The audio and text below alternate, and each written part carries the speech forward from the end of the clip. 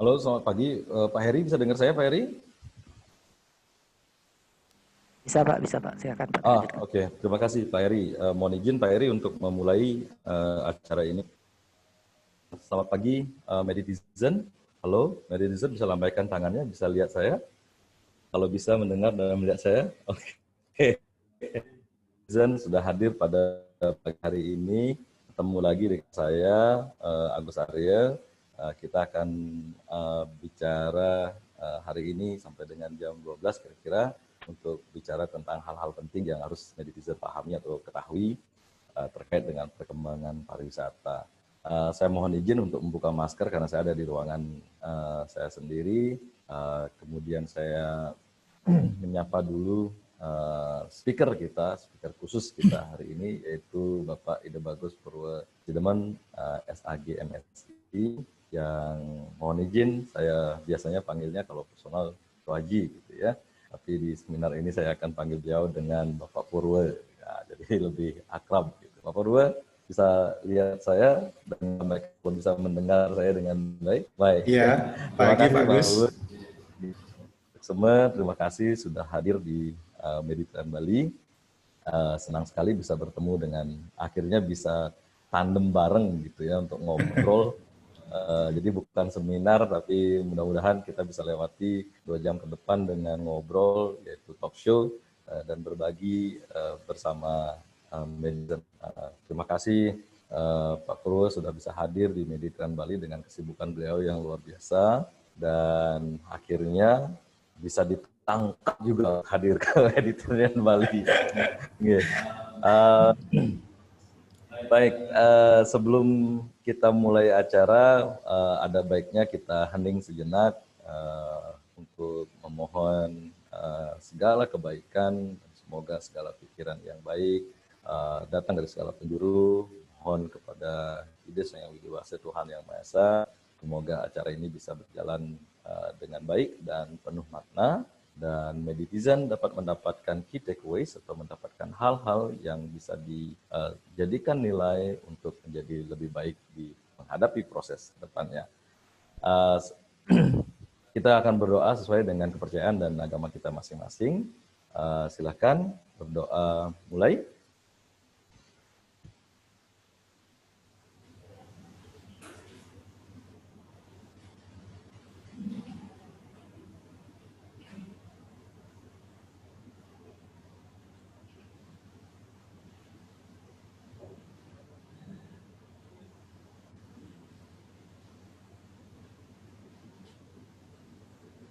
Doa selesai. Baik, saya akan perkenalkan dulu kepada adik-adik Meditizen bahwa hari ini kita kedatangan senior kita. Kalau saya kenalkan Pak Purwo ini, aduh, panjangan. Tapi saya ambil poin-poinnya. Beliau ini adalah seorang dosen, itu yang pertama. Kemudian saat ini sedang menempuh program doktor beliau, yaitu di Ilmu Agama dan Kebudayaan Pasca Sarjana Universitas Hindu Indonesia Denpasar. Kemudian beliau sangat aktif di organisasi kemasyarakatan, kemudian beliau juga sangat aktif dan dedicated di bidang pekerjaan beliau. Beliau adalah Direktur Eksekutif PHRI BPC Kota Denpasar dan PHRI BPD Provinsi Bali. Kemudian Direktur Lembaga Sertifikasi Usaha Pariwisata Bali Mandiri, kemudian dosen di Institut Pariwisata dan Bisnis Internasional IPBI Denpasar, kemudian dosen Fakultas Pendidikan Universitas Hindu Indonesia atau UNHI Denpasar, kemudian Kepala Pengabdian kepada Masyarakat Lembaga Penelitian dan Pengabdian Masyarakat LPPM Universitas Indonesia, Universitas Negeri Hindu Indonesia. Kemudian beliau juga asesor Trihita Karana Award, kemudian auditor bidang usaha pariwisata, hotel, villa, spa, HCCP atau HASAP, SMPH, dan kawasan pariwisata. Kemudian beliau juga adalah tim auditor Sistem Manajemen Pengembangan Hotel atau SMPH di Kepolisian Daerah Polda Bali. Kemudian tim verifikasi kesigapan bencana daerah Badan Penanggulangan Bencana Daerah atau BPBD Provinsi Bali. Kemudian beliau juga sekretaris Perkumpulan Kegiatan Sertifikasi Usaha Pariwisata Provinsi Bali. Kemudian pengurus Forum Komunikasi Desa Wisata di Provinsi Bali. Kemudian anggota Pokja dan tim verifikasi tatanan kehidupan era baru bidang pariwisata Dinas Pariwisata Provinsi Bali. Nah, ini yang paling menarik. Jadi Pak Purwo ini adalah anggota Pokja tim verifikasi tatanan kehidupan baru pariwisata, bidang pariwisata di Provinsi Bali. Nah, ini yang kita akan bahas, yang akan teman-teman Meditizen nanti banyak dapatkan apa sih perkembangan dari tatanan era baru khususnya di bidang pariwisata. Kalau kita bicara bidang pariwisata berarti pariwisata itu ada gedungnya, ada tempat wisatanya, dan yang paling penting adalah ada orangnya. Kalau kita bicara tentang orangnya berarti apa? Perilaku dari orangnya atau behavior dari orangnya yang menyesuaikan dengan era baru di bidang pariwisata ini. Kemudian beliau juga koordinator tim verifikasi protokol tatanan kehidupan baru, tim penentu kebijakan Badan Promosi Pariwisata Daerah Kabupaten Klungkung. Wah, masih banyak lagi, tapi saya rasa itu cukup untuk mengenalkan Pak Purwo. Kemudian saya mohon izin, saya Gede Agus Arya Saputra Yasa, saya Direktur Meditizen Bali. Mohon izin untuk memandu acara ini kurang lebih sampai dengan 2 jam bersama narasumber, yaitu Pak Purwo dan bersama Meditizen. Kemudian tujuan dari ini atau talk show ini adalah bincang insight kepada anak-anak kita, kepada Meditizen terhadap perkembangan yang sedang terjadi khususnya di pariwisata, kemudian apa perkembangan perilaku baik itu dari pelaku pariwisatanya sendiri maupun dari tamunya, sehingga ada perubahan perilaku yang tentunya nanti teman-teman Meditizen akan menjadi pelaku pariwisata setelah menyelesaikan studinya di Mediterranean. Kemudian kita akan bagi waktunya, mungkin saya akan bagi bukan ada paparan dari tetapi mungkin ada obrolan antara narasumber dan moderator atau talk show, kemudian akan ada tanya jawab, mungkin ada beberapa pertanyaan yang saya akan ambil dari teman-teman Meditizen, tetapi mohon maaf dari awal mungkin pertanyaan jawab, tapi kita akan pilih beberapa pertanyaan mewakili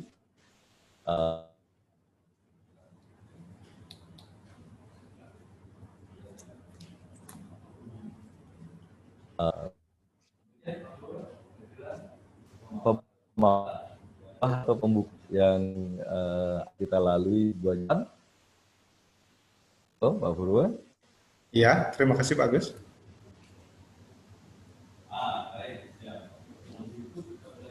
Siap. Begitu kita mulai ngobrol saja.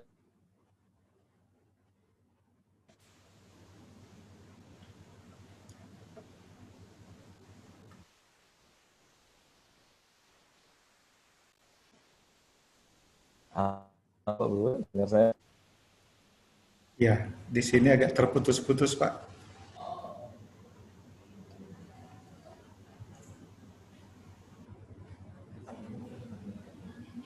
Dengar bisa baik di sini. Oke, coba dilanjut Pak Agus. Baik. Demikian pemaparan atau awal perkenalan yang bisa saya sampaikan. Mungkin kita bisa mulai ngobrolnya saja dengan adik-adik Meditizen kita. Oke, silakan dilanjut. Kita lanjut Pak.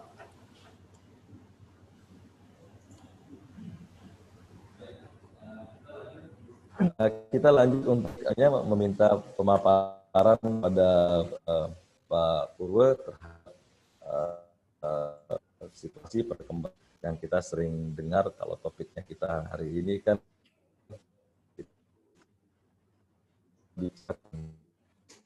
kita lihat tuh, jadi ada lahir kembali seperti itu kira-kira Pak. Lahir kembali ini kan artinya pariwisata sempat mengalami disruption atau gangguan yang seperti itu. Kemudian kita sekarang lahir kembali dan memulihkan pariwisata ini. Nah itu makanya kita sebut talk show kita hari ini dengan Hotel Lisbon. Nah hotel kita fokusnya kan ke pelaku pariwisata, which is kalau di Mediterranean Bali ini ya Meditizen atau anak kita termasuk alumni juga dari Mediterranean Bali. Nah kemudian dari perkembangan hospitality atau hotelier Ribbon, kemudian ada muncul program pemerintah yang disebut dengan CHSE, ini sedang tren, yaitu Cleanliness, Healthy, Safety, dan Environmental Sustainability atau keberlanjutan lingkungan, yang menjadi sebuah program pemerintah untuk meng-guide atau menjadi acuan bagaimana bisnis dan pelaku pariwisata serta tamu dari pariwisata tersebut bisa menerapkan CHSE ini untuk kebaikan dan keselamatan kesehatan kita semua. Nah itu kira-kira yang akan kita bahas pada pagi hari ini, Pak Purwa. Siap Pak Agus, ya. Baik, mari kita ngobrol. Silakan, mungkin bisa dipaparkan dulu, nanti mohon izin Tiang akan motong di tengah-tengah jika ada sesuatu yang menarik yang bisa Tiang kuatkan, sampaikan, kontekstualkan kepada Meditizen. Silakan, kita mulai. Baik, terima kasih Pak Agus telah mengundang saya untuk sharing dengan Meditizen pagi hari ini lewat obrolan dengan tema yang sudah terkait dengan bagaimana situasi saat sekarang ini khususnya di industri perhotelan, ya, hotelier reborn yang disebutkan tadi. Mudah-mudahan saya ada sedikit paparan, tapi ini masih sekiranya paparan saya yang awal ada ya sifatnya adalah yang umum. Sebentar saya akan coba mulai dari terkait dengan apa yang menjadi yang kita hadapi pada saat sekarang ini di dunia pariwisata. Yeah. Maaf ini saya agak gaptek dengan teknologi. Ya, baik adik-adik Meditizen, kali ini saya betul-betul bisa ditangkap sama Pak Agus, ya. Karena ada corona mudah ditangkap. Mungkin sebelumnya tidak ada corona susah ditangkap. Perangkapnya sudah dipasang tapi nggak kena juga gitu ya. Ya bagus ya. Betul. Saya kebetulan kalau tadi di Pak Agus menyampaikan kepada Meditizen terkait keorganisasian dan kemudian pekerjaan saya, sebagian besar memang saya lakoni di industri pariwisata. Nah ini juga menjadi sudah suratan seperti itu keterlibatan saya di dunia pariwisata, termasuk juga di beberapa asosiasi.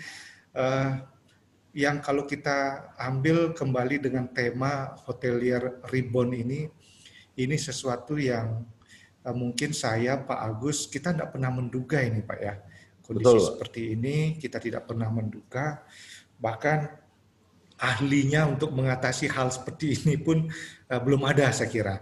Vaksin masih dicari, terus kemudian apalagi 2-3 hari kemarin kita ada info bahwa virusnya sudah ada varian yang baru dan sebagainya. Waduh, kita betul-betul berlomba dengan situasi yang serba tidak menentu.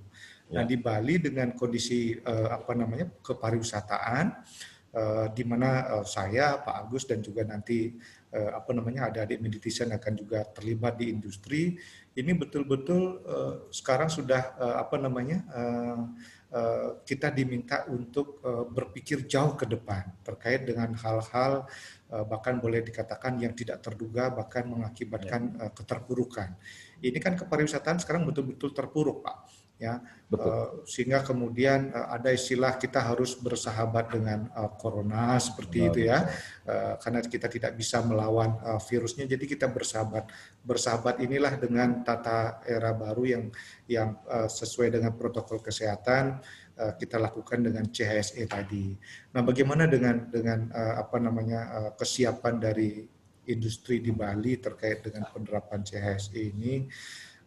Ini juga sesuai dengan dinamika ataupun perkembangan yang ada.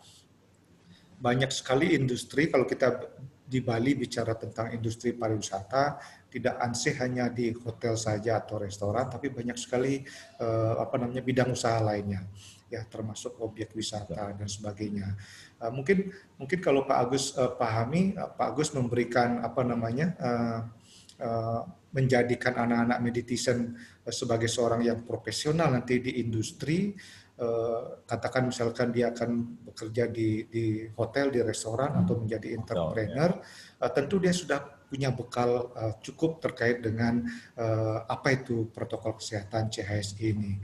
Tapi begitu kita bicara di luar itu, katakan misalkan objek wisata dan sebagainya, ini yang oleh pemerintah itu upayanya sangat cukup keras untuk bisa protokol kesehatan CHS ini diterapkan. Yang perkembangannya saya ikutin di Bali itu hanya baru beberapa objek wisata yang siap melakukan protokol kesehatan. Bagi yang objek wisata lainnya yang belum, nah tentu ini tidak boleh kita abaikan, karena kalau misalkan tamu yang kita diterima di restoran mereka sudah mengikuti aturan protokol kesehatan, tapi begitu mereka akan berkunjung ke tempat objek wisata, jangan sampai di situ mereka terpapar oleh virus ini. Ini kan juga akan kurang maksimal jadinya upaya CSE yang digaungkan serta disiapkan oleh berbagai industri.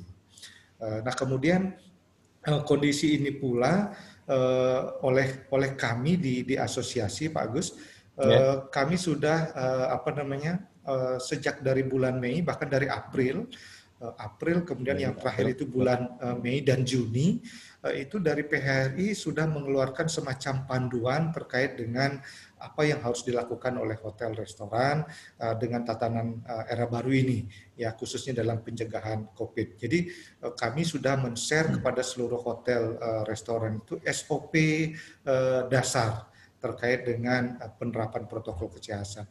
Jadi ini sudah menjadi sesuatu yang boleh dikatakan sesuatu yang mutlak harus diterapkan di hotel, apalagi dunia pariwisata itu adalah dunia yang memberikan rasa keyakinan dan percaya kepada wisatawan. Salah satunya kalau seandainya hotel tidak menerapkan ini, jangan harap kemudian tamu akan datang ke situ, karena tamu juga ataupun konsumen kita itu sekarang sudah cerdik karena melalui berbagai media mereka sudah mendapatkan informasi. Kalau Anda berkunjung ke suatu tempat, cek apakah tempat itu menyediakan protokol kesehatan, apalagi menginap di hotel, yakinkan betul bahwa di tempat Anda menginap 24 jam sebelumnya bahwa kamarnya disteril dan sebagainya. Kalau itu tidak diterapkan, tamu itu sudah lebih dulu memiliki pemahaman edukasi yang bagus tentang protokol kesehatan. Jadi mau tidak mau industri itu ya baik itu di hotel, restoran dan berbagai bidang lainnya harus suka tidak suka, mau tidak mau menerapkan ini. Dan panduan ini kami dari asosiasi sudah kami sebarkan ke seluruh Indonesia. Nah, tergantung nanti bagaimana mereka di daerah masing-masing melakukan penerapan terkait dengan protokol kesehatan. Kalau di Bali syukurnya Pak Agus juga sudah ikutin ya perkembangannya. Ya.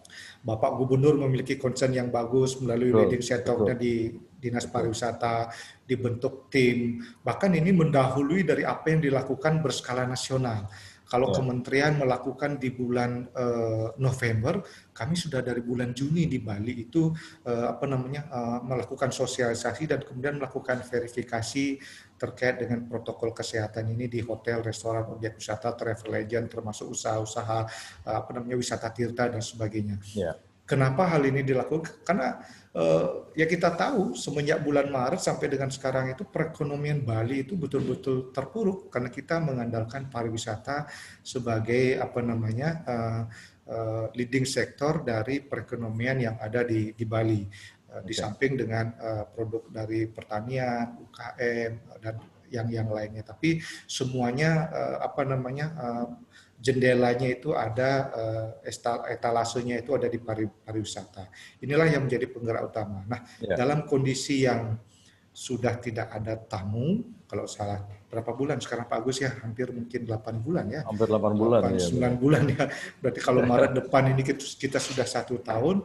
Ini menjadikan betul-betul kalau Pak Agus tadi istilahkan, kita akan mengalami proses reborn, lahir kembali dengan sesuatu perilaku yang tadi juga disampaikan yang otomatis akan berubah ya. Bagaimana masker sekarang ini menjadi pelengkap kita yang selalu melekat dengan kita. Selain ada hand sanitizer, kita masuk kemana-mana juga didahului dengan pemeriksaan suhu tubuh. Sama dengan saya di depan tadi oleh pihak security, dicek suhu tubuh, dipersilakan mencuci tangan. Sudah menjadi perilaku yang kalau kita tidak lakukan itu justru rasanya aneh gitu ya. Kalau kita masuk ke suatu tempat itu tiba-tiba kita boleh nyelonong, itu rasanya aneh. Jadi ini kelahiran yang yang baru ini membawa perilaku dan kemudian mungkin akan menjadi lebih baik dari sisi kesehatan kita gitu ya. Di samping juga bagaimana meyakinkan seseorang pada saat dia berkunjung ke suatu tempat bahwa di tempat itu sudah betul-betul memberikan rasa nyaman. Di pariwisata itu kan modal nyaman itu paling penting. Pak Agus juga mungkin pernah dengar rekan kita salah satunya dari IHGMA menyatakan bahwa penerapan protokol kesehatan ini dalam upaya untuk memberikan keyakinan. Ya, kemudian bahkan sampai dibilang bahwa tahapan-tahapan menyiapkan protokol kesehatan ini ibarat sebuah ritual dengan mantra-mantranya dan kemudian mantra ini merupakan trust yang kita tunjukkan kepada dunia bahwa kita menerapkan itu. Jadi itulah yang kita alami selama ini terkait dengan situasi saat sekarang ini, Pak Agus. Baik, Pak Purwo, saya tertarik dengan bahwa CSE ini adalah program pemerintah, kemudian mungkin yang netizen pikirkan adalah bahwa CSE itu fokusnya adalah di pelaku pariwisata dan industrinya. Tetapi sebenarnya yang terjadi, CSE ini kan sudah diketahui oleh masyarakat. Artinya masyarakat paham betul bahwa CSE ini adalah sebuah program keharusan yang harus terjadi dan dilakukan jika dia sebagai tamu. Saya tertarik tadi saya kutip sedikit bahwa tamu kalau misalkan ada hotel yang tidak menerapkan CSE, maka tamu merasa tidak nyaman untuk datang ke hotel itu. Kalau kita bicara tentang hotel, berarti hotel di dalamnya kan ada manusia. Manusia itu berarti ada karyawan. Karyawan itu kalau saya tarik lagi kerucutkan, berarti mereka adalah netizen kita, seperti itu. Nah, artinya masyarakat paham terhadap, tahu bahwa CS itu ada, kemudian penerapannya harus dilakukan, dan saya berpikir ini kan anak-anak meditizen kita ini kan mereka lahirnya itu di 2020 ini pada saat pertengahan mereka belajar, kemudian tiba-tiba CSE muncul. Pada saat CSE muncul ini, anak-anak kita tidak secara formal kita berikan penjelasan tentang CSE-nya, karena itu munculnya di pertengahan. Dan CSE pun itu dibentuk dengan proses yang lumayan panjang sampai ketemu polanya, konsepnya yaitu CSE. Artinya ingin tanya ke Pak Purwo, kira-kira pesan yang Pak Purwo ingin sampaikan ke anak-anak kita yang mereka harus pahami sekarang, karena dan perubahan apa potensial yang terjadi di CSE, dan apa yang setidaknya yang sekarang sudah ditetapkan yang anak-anak kita harus pahami, harus kuasai, dan di mana mereka bisa mendapatkan informasi-informasi pengembangan diri atau self-learning terhadap CSE ini. Silakan Pak Purwo. Baik Pak Gus. Iya, terkait dengan informasi penerapan tentang CSE ini ada dalam bentuk aturan, dalam artian dikeluarkan oleh pemerintah, ada juga dikeluarkan oleh asosiasi, seperti yang saya ketahui kemarin salah satu asosiasi SEF, ICA, khusus di Bali dia sudah membuat SOP terkait dengan apa yang harus dilakukan melengkapi SOP mereka dalam operasional hotel, khususnya di dapur, dalam kaitannya dengan CSE ini. Nah, mereka sudah buat panduan cukup detail, bahkan bukunya itu kalau tidak salah sekian ratus halaman, dan mereka sebarkan kepada anggotanya. Ini juga sudah disampaikan kepada pemerintah melalui Bapak Gubernur dan Wakil Gubernur serta Dinas Pariwisata. Itu artinya informasi khususnya bagi mereka, karena di kitchen kan mungkin mereka merasa bahwa ini paling penting buat mereka, harus. Jadi istilahnya kata kuncinya itu kudu gitu ya, harus gitu ya, harus diterapkan, tidak boleh ditawar-tawar dan sebagainya, sehingga mereka membuat seperti itu. Asosiasi lain yang saya lihat juga housekeeping. Dia membuat juga panduan terkait dengan apa yang dilakukan dalam operasional mereka, dilengkapi dengan SOP CSE. Satu lagi yang saya lihat dari hotel frontliner, jadi mereka juga membuat seperti itu. Nah, kami di asosiasi juga punya. Yang penting sekarang dari meditizen ini yang kedepannya akan kita harapkan perilakunya terkait dengan CHS ini sudah melekat, itu memang harus melihat secara langsung, tapi dibekali dengan panduan-panduan penerapan apa yang harus dilakukan di sebuah industri. Saya kira melalui sekolah-sekolah, kemudian kampus yang memberikan pendidikan kepada mereka, pada saat mereka akan sudah turun ke industri, ini juga dari meditizen kita harapkan juga menjadi semacam sesuatu yang baru pada saat turun ke industri, justru menjadi pengingat kalau seandainya di tempat mereka nanti misalkan training, praktek, bahkan bekerja nantinya, memastikan bahwa protokol kesehatan ini diterapkan. Sehingga pada saat mereka turun, kalau tidak salah dulu saya pernah disampaikan bahwa hotel harus menerapkan ini.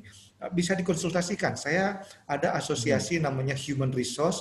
Mereka sering kita berikan informasi-informasi sehingga dari orang yang akan baru melamar kerja pada saat mereka diwawancara itu boleh-boleh saja istilahnya bagi karyawan yang baru itu menanyakan hotel tersebut sudah menerapkan protokol Oh, kesehatan oke, atau tidak. oke, Itu oke. saya istilahnya dengan teman-teman di Human Resource, jangan sampai nanti kalau ada yang menanyakan seperti itu, karena itu hak warga negara menanyakan Oh, iya, terkait iya, iya, dengan iya. kondisi, jangan Baik. gara-gara itu kemudian mereka dicoret, kamu belum apa-apa sudah Sok menanyakan hal. tanya gitu ya. Oke. Ya, itu saya bilang karena mereka memastikan dirinya bekerja di tempat yang menerapkan Aman itu, ya, gitu. dan Ya, dijamin. inilah pentingnya apa namanya, terutama bagi yang generasi baru ini, mereka mulai mendapatkan informasi kan di dunia media sosial banyak Ya, sekali. ya, ya. Itu juga menjadikan mereka memastikan dirinya kalau bekerja itu di industri itu, bahwa industri itu menerapkan protokol kesehatan. Apalagi pada saat nanti sudah bekerja, akan terlibat langsung, juga pasti akan diberikan informasi panduan atau SOP terkait dengan Baik. CS itu ini dan sebagainya. Justru menjadi aneh kalau misalkan tidak diberikan pemahaman itu. Jadi biasanya pada masa apa namanya pengenalan secara umum pasti disampaikan hal itu. Jadi kalau justru misalkan pada saat pengenalan apa namanya kondisi hotel tidak disampaikan protokol kesehatan, Anda sebagai meditation perlu bertanya, ini Ya. hotel jangan-jangan tidak ada apa namanya penerapan prokesnya. Nah, itu juga menjadi apa ya, Oke. menjadi yang sesuatu yang tidak baik. Nah, kemudian kalau kami di industri, terutama dari hotel dan restoran, sebenarnya hal-hal penerapan protokol kesehatan ini kan sudah biasa, karena Bali itu sudah terkenal di seluruh dunia. Boleh dikatakan kalau dari klasifikasi bintang akomodasi itu dari bintang Ya. non bintang sampai dengan bintang 5 ada. Bintang 6, bintang 7 enggak ada, bagus ya. Ya.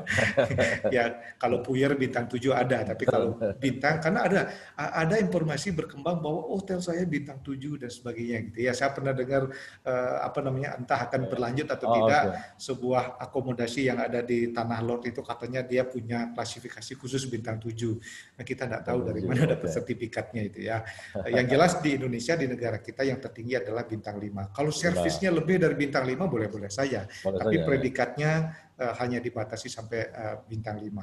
Nah, Oke. penerapan kesehatan ini kan mungkin kalau apa namanya meditation yang ada menekuni di bidang apa namanya kitchen production, itu HACCP mereka pasti sudah dikenalkan dengan baik. Betul. Nah, itu kan penerapan protokol kesehatan. Bagaimana jangan sampai ada apa namanya makanan yang terkontaminasi, apalagi kemudian yang diproduksi mengakibatkan keracunan kan itu. Nah, cuman dengan CHSE ini kalau ditegaskan Pak Agus tadi kita rebound, betul-betul rebound Pak. Kita betul-betul diingatkan oleh alam bahwa jangan kamu sepelekan tentang kesehatan apa namanya lingkungan ini. Makanya di CHSE yang terakhir itu ada environment-nya. Kalau tadi sebelumnya cuma CHS saja, cleanliness, health, dan apa namanya safety-nya. Kemudian oleh pemerintah pusat ditambah environment. Syukurnya kita di Bali juga ada namanya Trihita Karana. Itu menjadi bagian yang sudah melekat oleh industri dan mereka memahami dengan baik bagaimana memperlakukan lingkungan. Misalnya terkait dengan apa namanya pengolahan dari sampah atau waste manajemennya. Ini hotel-hotel sudah mulai menerapkan dengan baik. Cuman dari CHS ini ditegaskan kembali untuk kita tidak boleh apa namanya lupa. Nah, di sini juga kita khususnya di Bali dari dunia pendidikan termasuk dunia industrinya kita maunya yang terdepan. Memang sudah beberapa hal kita buktikan di tingkat apa namanya daerah di Bali maupun nasional kita selalu terdepan. Seperti CHSE ini kita menerapkan sudah lebih dulu sebelum kemudian kementerian menerapkan secara nasional. Boleh dikatakan pada saat saya diundang menjadi salah satu narasumber untuk mensosialisasikan ini loh kementerian sendiri mengapresiasi. Memang disebutkan bahwa memang Bali ini sudah lebih dulu ya apa namanya cuman karena kebetulan aturan yang berlaku di Bali tidak bisa diterapkan di tempat lain, makanya harus diangkat lebih tinggi aturannya di tingkat kementerian sehingga bisa diterapkan di seluruh Indonesia. Pak Agus, saya mau cerita sedikit dari apa namanya pengalaman kita agar juga adik-adik di meditation ini memahami bahwa Bali khususnya dalam industri pariwisata kita telah mengalami berbagai cobaan. Kita telah mengalami berbagai kondisi dinamika terkait dengan kepariwisataan. Saya masih ingat kalau misalkan di materi saya ini bagaimana Bali pernah diserang bom Bali 1 tahun 2002 ya. Ya. 2002. Nah, kemudian semenjak itu kepolisian daerah Bali berinisiatif bekerjasama dengan PHRI agar hotel-hotel itu, tidak hotel saja, termasuk objek wisata, termasuk restoran, itu menerapkan sistem keamanan dan kenyamanan hotel, disingkat dengan SKKH. Jadi security-nya dilatih, peralatannya dilengkapi, mereka diberikan pengetahuan umum tentang terorisme dan sebagainya. Dan ini tidak dilakukan di daerah lain, di luar Bali. Kalau Bapak Agus tanyakan, nggak ada ini, cuma di Bali. Nah itu karena Bali merasa berkepentingan untuk menjaga keamanan terkait dengan kepariwisataan di Bali. Saya atau mungkin rekan-rekan bahkan Pak Agus pernah mendengar kata-kata jarum saja kalau jatuh di Bali itu bisa kedengaran sampai ke Australia, Amerika dan sebagainya.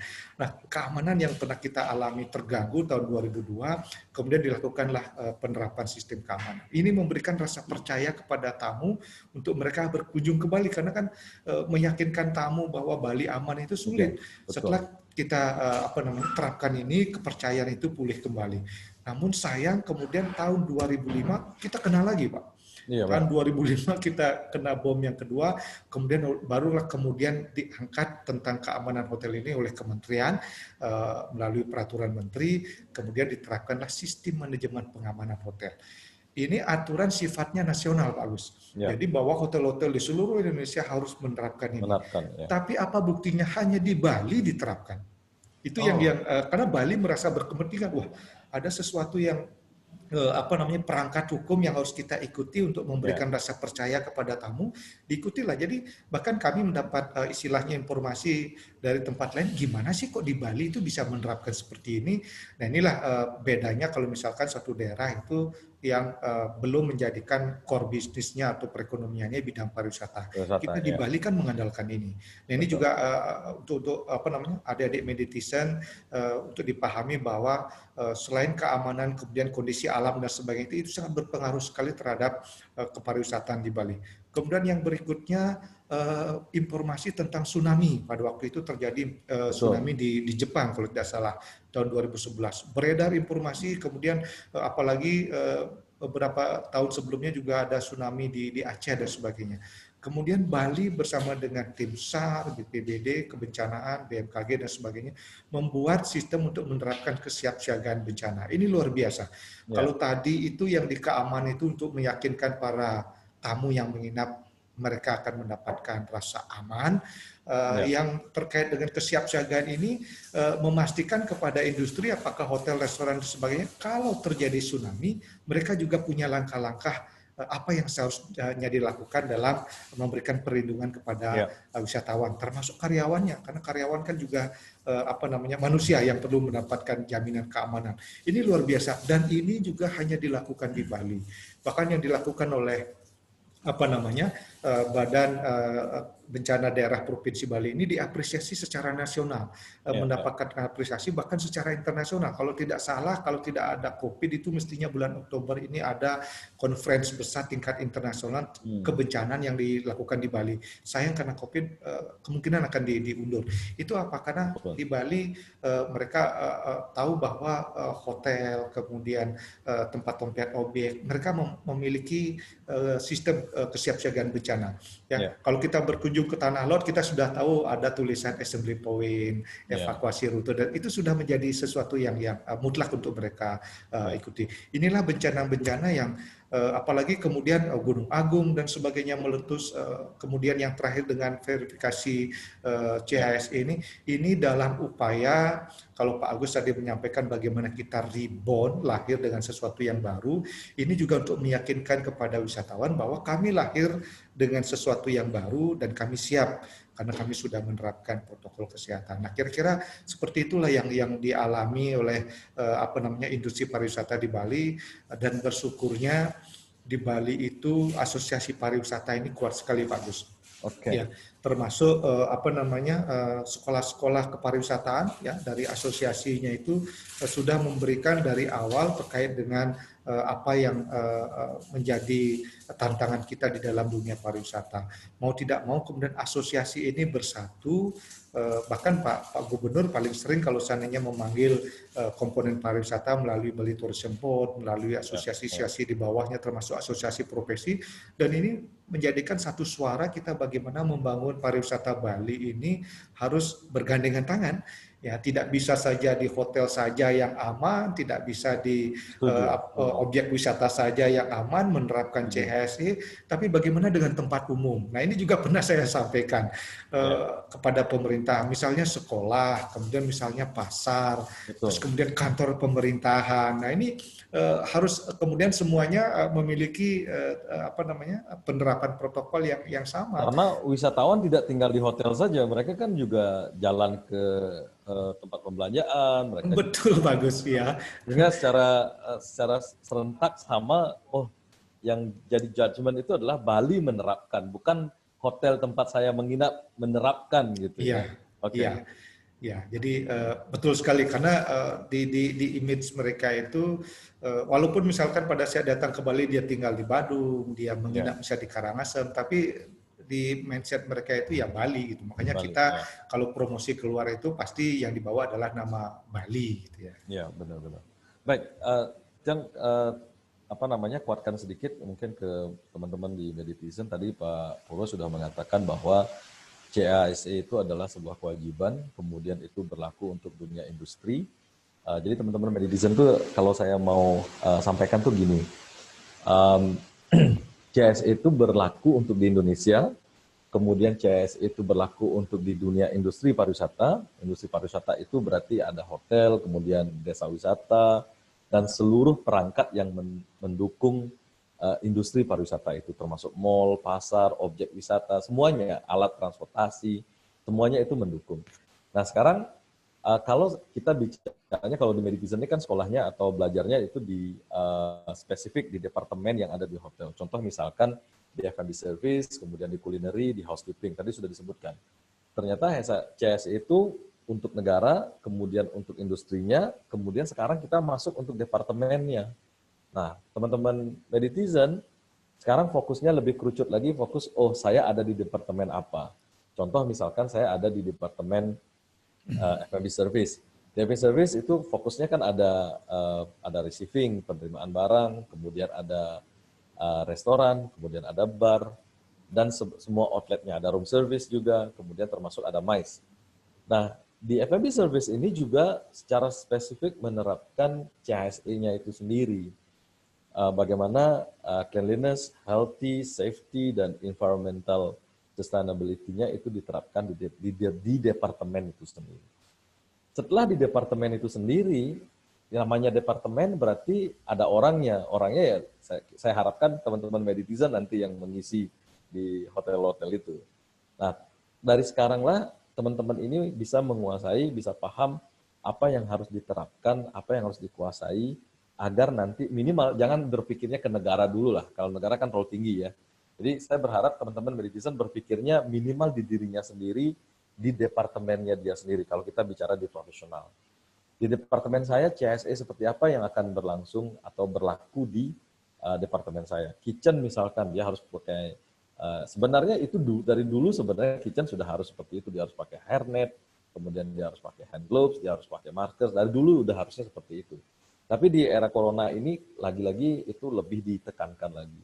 Kemudian ada perubahan-perubahan, contoh misalkan kalau dulu di culinary itu buffet.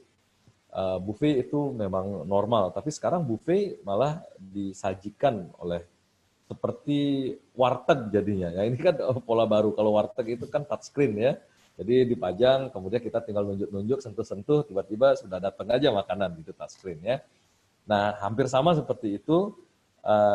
Perubahan-perubahannya, housekeeping contohnya, yang tadinya kamarnya boleh langsung back to back, check-in-nya siang, kemudian sorenya udah langsung bisa, atau dalam waktu 2 jam udah bisa langsung check-in. Sekarang harus diistirahatkan 24 jam, kemudian harus disanitize, harus di labeling.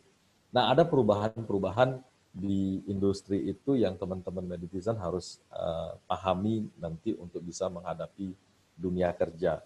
Dunia kerja artinya, kalaupun ntar lagi teman-teman OJT, itu sudah masuk dunia kerja, karena teman-teman sudah berada di lingkungan pekerjaan. Jadi mindset-nya sudah harus berpikir, saya sedang kerja, bukan sedang OJT. Nah, kalau pikirannya masih sedang OJT, ya pikirannya jadi murid gitu ya, jadi siswa, jadi mahasiswa. Tapi lebih berpikirnya bahwa saya harus ambil tanggung jawab, lebih dewasa satu tingkat, bahwa mindset-nya saya ini sedang bekerja. Artinya sebagai seorang pekerja di tempat kerja, saya harus mematuhi apa yang harus dilakukan oleh penerapan CASE ini. Dan tadi saya tertarik dengan apa yang disampaikan oleh Pak Purwo, bahwa mungkin teman-teman di Meditizen, saya kasih tips, nanti kalau interview bisa tanya gitu kan. Biasanya kalau interview teman-teman Meditizen pasti ditanya, ada pertanyaan setelah interview. Nah, mungkin salah satu pertanyaan yang menjadi kekuatan atau awareness Meditizen pada saat interview nanti bisa menanyakan, Bapak, Ibu, boleh saya bertanya tentang bagaimana penerapan CSE di hotel ini?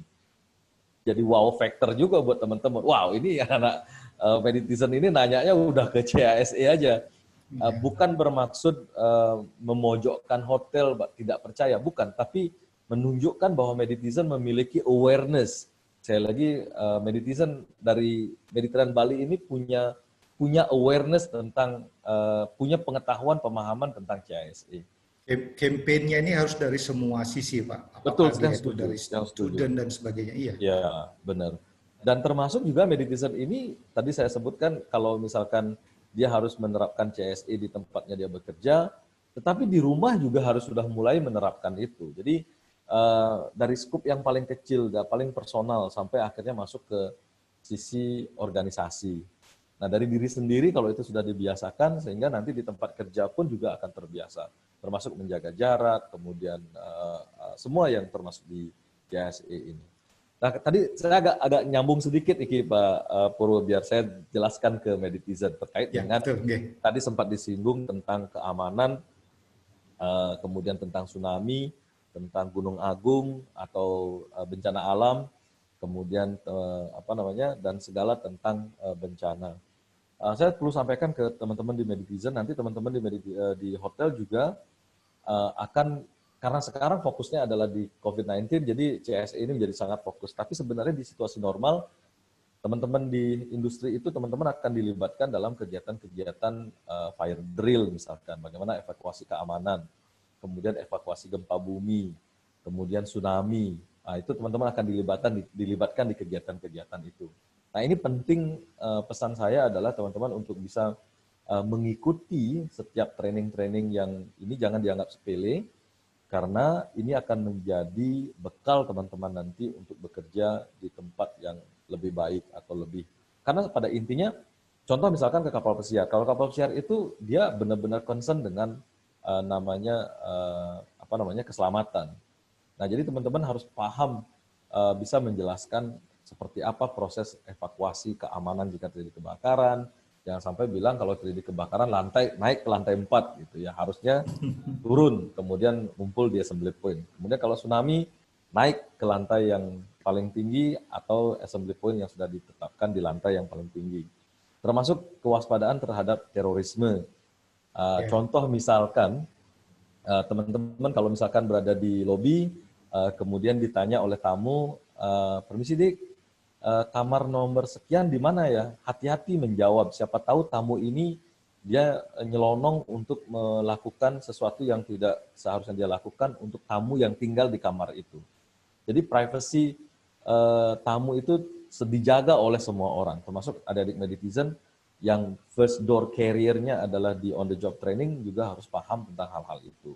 Bahkan teman-teman saya sarankan kepada teman-teman Meditizen, jika ada sesuatu hal yang belum paham, karena teman-teman adalah beginner, teman-teman bisa tanyakan. Jadi baik belum tentu itu aman untuk di industri pariwisata.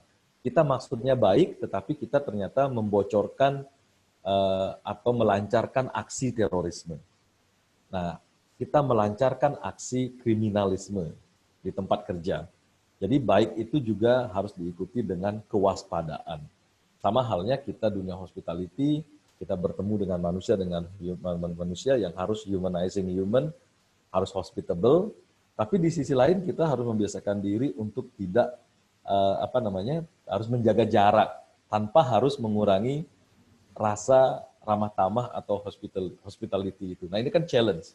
Nah, saya benar-benar teman-teman di angkatan 2020 ini adalah generasi khusus, generasi spesial yang sangat spesial. Ini menjadi sejarah. Kalian itu adalah bagian dari sejarah dunia, sejarah planet ini, gitu ya. Mohon izin Pak Purwo, tadi saya ngelonong-ngelonong karena ini Iya, nggak bahasa apa-apa. asik Bagus. ini Iya, untuk bagus ya. untuk kita share ke teman-teman. Baik. Mungkin kita jelaskan ke meditizen gitu Pak Purwo. Kira-kira kalau di sini cleanliness itu sebenarnya apa sih? Kemudian healthy itu apa? Kemudian safety itu apa? Kemudian environmental sustainability itu apa sih? Sehingga meditizen ini maksud saya begini, kita bekali teman-teman adik-adik meditizen ini untuk nantinya memiliki wow factor awareness tentang CSE, kemudian bertanya ke tempat OJT-nya atau tempat bekerjanya, apakah bagaimana penerapan CSE di hotel ini. Tapi dia nggak ngerti cleanliness ini sebenarnya fokusnya apa, healthy ini apa, kemudian safety ini apa, dan environmental sustainability ini apa. Mungkin kita bahas ini dulu Pak Purwo, gimana kira-kira? Baik. Ya, Baik, sebelum ke situ Pak Agus, tadi nanti ingetin saya lagi. Tadi saya tertarik dengan bagaimana teman-teman meditation ini diharapkan justru memiliki awareness gitu ya. Nah itu yang paling bagus. Saya akan kasih contoh Pak. Ini pengalaman pada saat penerapan CHSE kemarin. Jadi ada satu properti ya, katakan yaitu hotel seperti itu di mana tempat wisatawan menginap. Dengan dia telah menerapkan CSE, kemudian dibekali dengan sebuah sertifikat, kemudian dia membuat sebuah event ya. Nah ini rasa percaya dirinya sudah mantap gitu. Cuman sayang ada sesuatu yang sedikit keliru di hotel itu. Ya, mungkin nanti teman-teman meditation juga kalau seandainya di industri, pada saat di hotel itu diselenggarakan event itu, tamu yang datang itu tanpa masker. Ya, justru tamu itu boleh dikatakan sedikit meledek dari teman yang di reception. Ngapain sih kamu sudah pakai masker, pakai face shield dan sebagainya, serem-serem amat. Nah, si karyawan ini merasa seolah-olah apa yang dikatakan tamu itu benar, jadi merasa bahwa dirinya berlebihan. Ini yang harus hati-hati. Kalau ada yang tamu seperti itu, tamu yang seperti inilah yang harusnya dilarang masuk di hotel itu, karena hotel menerapkan protokol kesehatan. Nah, di situ kesalahannya karena karyawannya istilahnya mengikuti apa yang menjadi keinginan dari pihak tamu, udahlah nggak usah pakai masker dan sebagainya, serem-serem amat. Sayangnya informasi ini dalam bentuk foto itu diunggah ke media sosial.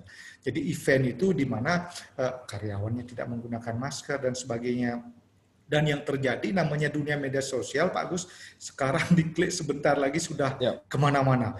Dan ternyata Bapak Gubernur kita justru mendapatkan informasi dari Bapak Menteri Pak Luhut, beliau DWA. Ini kok udah begini di Bali? Gimana caranya kita mau meyakinkan tamu? Wah, sibuk lah Pak Gubernur, menelpon Pak Wakil Gubernur, Pak Wakil Gubernur nge-WA saya selaku tim verifikasi. Kita cari dan kita tanyakan ke hotel itu, bahkan kita akan berikan sanksi mencabut. Ya ternyata itu kelemahannya karena di tingkat level manajer mereka paham, di bawah ini yang istilahnya memberikan keleluasan, karena mungkin takut tamunya kalau saya tidak ikutin, tamunya tidak menginap di sana. Termasuk pada saat misalnya di restoran. Tadi Pak Agus sudah nyampaikan kan, sekarang kalau kita di hotel itu, kalaupun ada buffet pasti dilayani ya. Nah, ada juga satu hotel yang saya lihat sendiri waktu itu, ini kembali kepada staf atau krunya. Pada saat tamu akan mengambil makanan itu dengan mempergunakan sendok, justru dibiarkan. Ya, takut dia istilahnya melarang tamu itu. Nah, inilah harus ada kerjasama dari tingkat bawah sampai ke atas.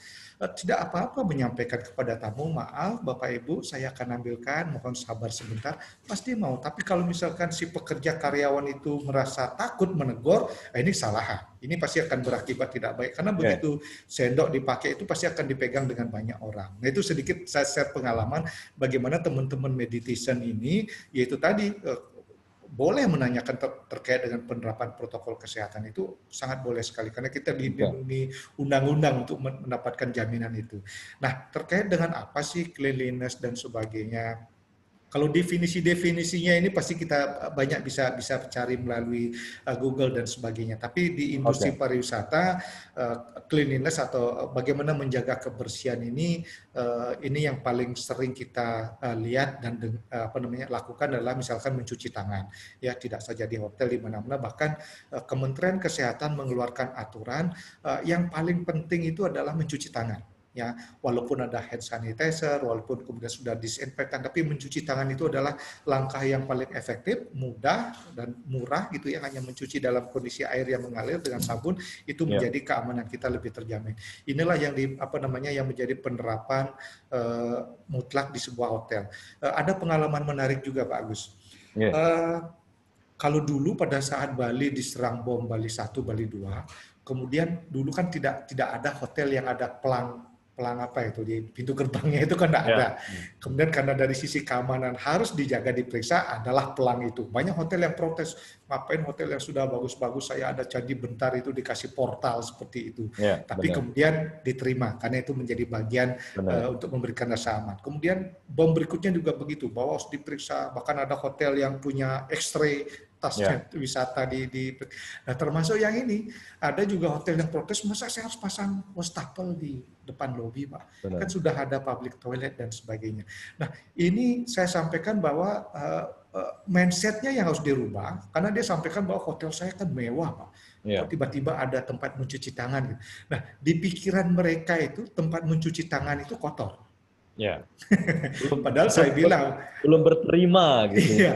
Mau bikin tempat cuci tangan dengan lapisan emas juga boleh kan gitu, mau semewah apa kan gitu. Jadi merubah mindset ini. Nah kemudian atas usulan itu saya sampaikan ke owner bahwa itu menjadi persyaratan dan dia bikinlah tempat mencuci tangan yang luxury gitu kan, tidak salah. Akhirnya memang di lobi itu menjadi persyaratan untuk mencuci.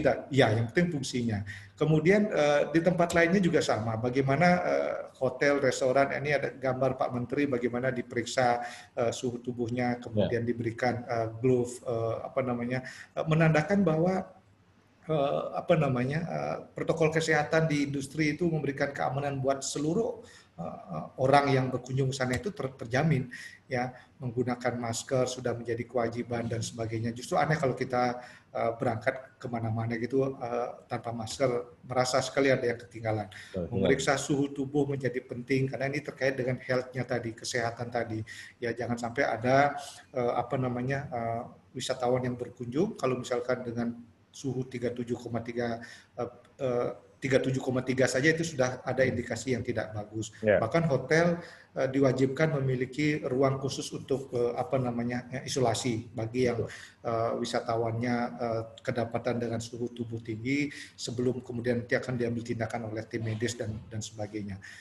Kemudian jaga jarak ya. Jadi sekarang kalau di lobi itu, di restoran itu sudah tempatnya lebih lengang dari yang sebelum-sebelumnya. Demikian juga di lift hanya boleh kalau misalkan kapasitas lift itu tadinya tertulis 10 orang, 20 orang. Sekarang maksimum 4 sampai 6 orang sesuai dengan besarannya. Ya, itu menjadi ketentuan yang baku. Bahkan di sini saya ada gambar menonton di biskup pun sekarang tidak boleh berdekatan. Jadi kalau teman-teman meditison nonton sama pacar ya bersedia saja nanti akan dipisahkan oleh kursi, nggak bisa lagi berdekatan. Itulah era baru reborn kita gitu ya. Terus kemudian nah ini yang tadi saya sempatkan di awal, ini karena berdasarkan pengalaman tamu Pak, karena tamu jauh lebih yang memperhatikan kesehatan, aware sekali dengan dirinya, bagaimana hotel itu memberikan jaminan kamar yang akan dia tempati itu 24 jam sebelumnya harus disteril, bahkan tidak boleh dipergunakan. Beda dengan dulu, tamunya check out jam 12 nanti jam 4 sudah boleh ditinggali dengan tamu yang baru datang. Ini tidak bisa, ada dengan ozonisasi, dengan purifying dan sebagainya, disinfektan, bahkan fresh air, handle pintunya disegel menandakan bahwa memang tidak ada orang yang masuk selama 24 jam. Jadi perhatian terhadap kesehatan ini tentunya membawa keuntungan atau benefit bagi karyawan, kemudian juga bagi tamu.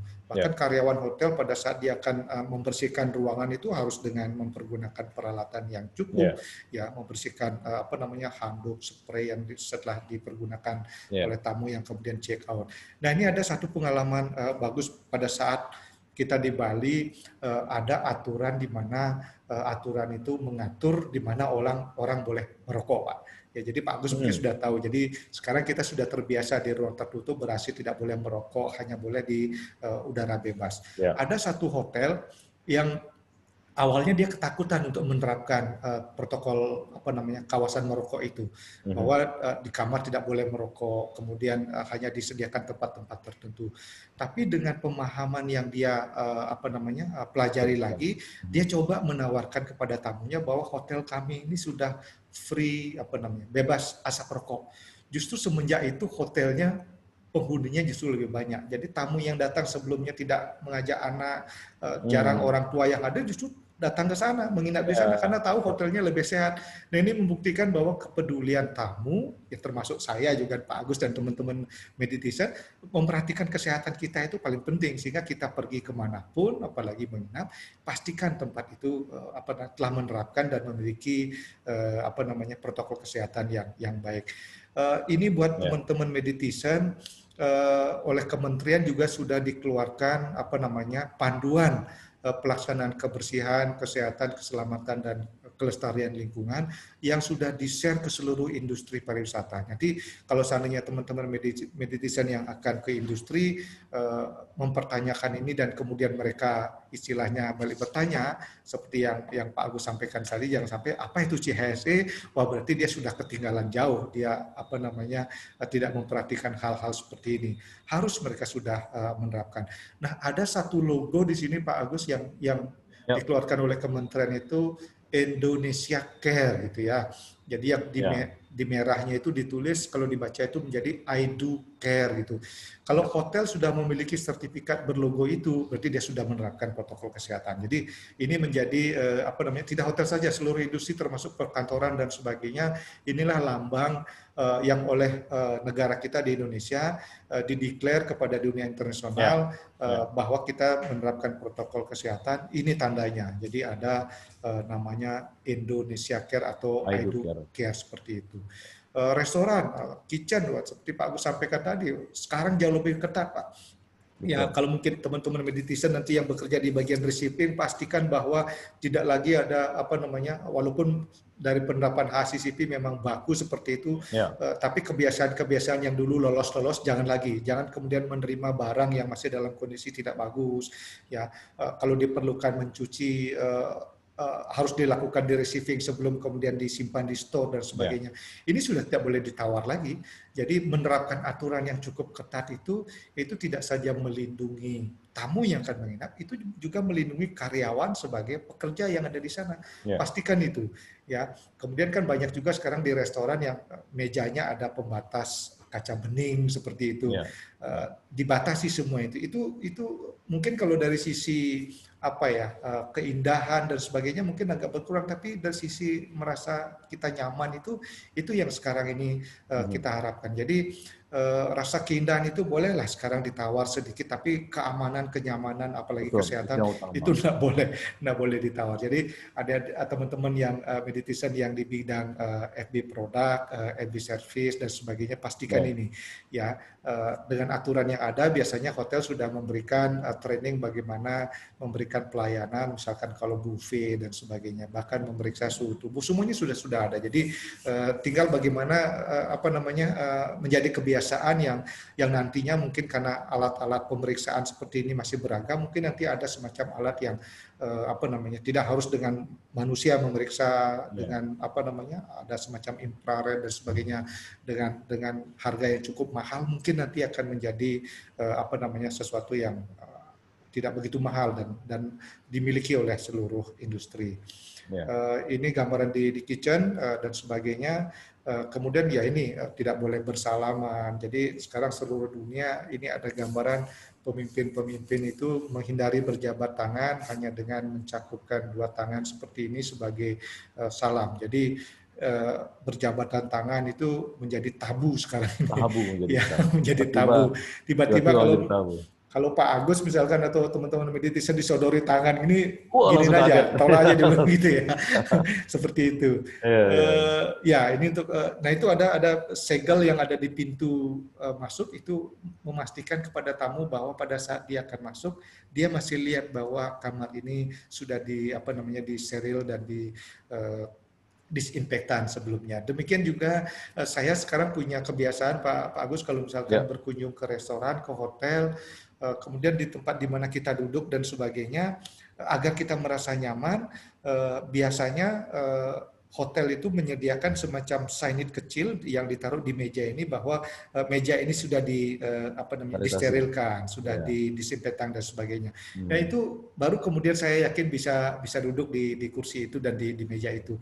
Nah Ya. ini kepercayaan seperti ini kan tinggal bagaimana hotel menerapkan dan kemudian dikomunikasikan kepada tamu dengan cara-cara tertentu. Apalagi sekarang tidak boleh dengan apa namanya menerima pembayaran cash, Ya. semuanya dengan apa namanya barcode, kemudian Ya. dengan pembayaran digital dan sebagainya. Ini sesuatu yang sudah terbiasa. Kemarin ada dari pihak Bank Indonesia, mungkin masyarakat kita kalau dulu 2-3 tahun lalu mendengar informasi di luar negeri dengan cashless gitu, sekarang dengan adanya corona ini kita pun harus menerapkan itu. Mungkin nanti di Ya. dompet hanya ada apa itu semacam Kartu saja atau iya. kadang sekarang kartu pun masih bersentuhan, jadi mereka sudah pakai cenderung ke electronic money kan. Ya, yang Nah, kita pegang melalui Android atau HP iya itu ya. benar-benar. Scan Ya, itu jadi tanda-tanda QR. seperti inilah yang banyak akan kita temui Iya. nanti. Iya, Pak Gus. Baik, saya tertarik dengan tadi sudah disebutkan ada cleanliness, kemudian healthy, kemudian safety, termasuk dengan perilaku-perilaku dan contoh-contoh apa yang akan terjadi di dunia industri. Bukan akan, tapi yang sedang terjadi di dunia industri. Cuman ada perkembangan nanti yang teman-teman medicine harus ikuti adalah teknologinya. Karena yang sekarang ini kan masih beberapa dilakukan oleh manusia, contoh misalkan mengukur suhu tubuh, gitu. Nah, itu beberapa teknologi sudah mulai muncul. Nah, teman-teman yang ada di Medicitizen ini, nanti pada saat ke industri, jangan sampai ketinggalan informasinya. Nah, dengan pergerakan informasi, atau dengan pergerakan perkembangan adaptasi ini yang sangat cepat, maka segala peralatan yang menunjang untuk adaptasi baru ini juga peralatan diciptakan, berkembang, dan sangat cepat. Nah, untuk itu saya juga memohonkan secara pribadi kepada teman-teman dari Vision untuk tetap mengikuti informasi-informasi peralatan yang digunakan terutama di new normal ini, khususnya untuk di CSE. Nah, kemudian yang belum kita bahas adalah environmental sustainability. Ini konsepnya environmental sustainability ini adalah lingkungan yang berkelanjutan. Apa hubungannya ini dengan dengan CSE ini atau dengan era baru atau perilaku baru ini, Pak Purwo?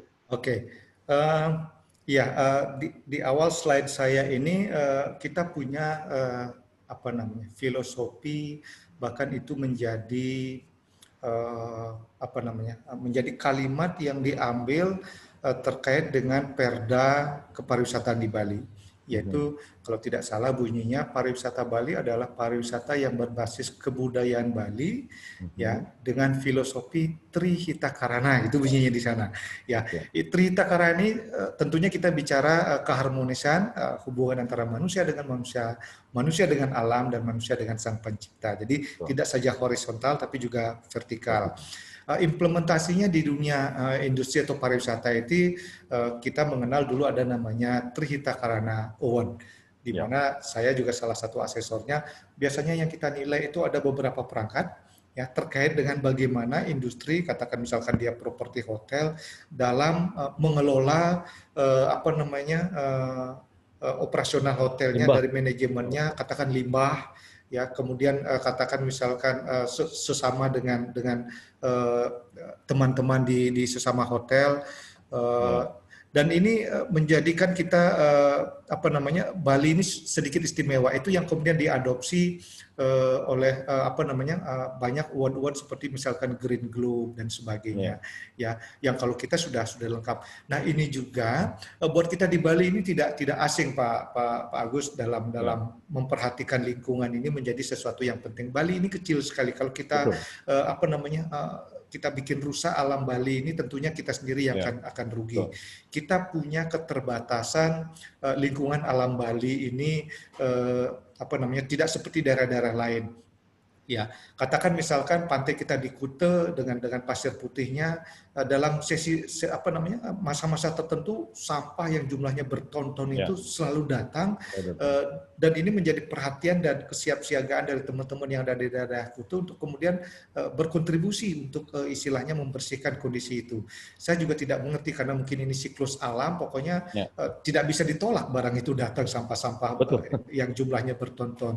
Nah, dengan kondisi yang serba terbatas inilah kemudian menjadikan perhatian kita di Bali terhadap lingkungan itu menjadi hal yang cukup penting.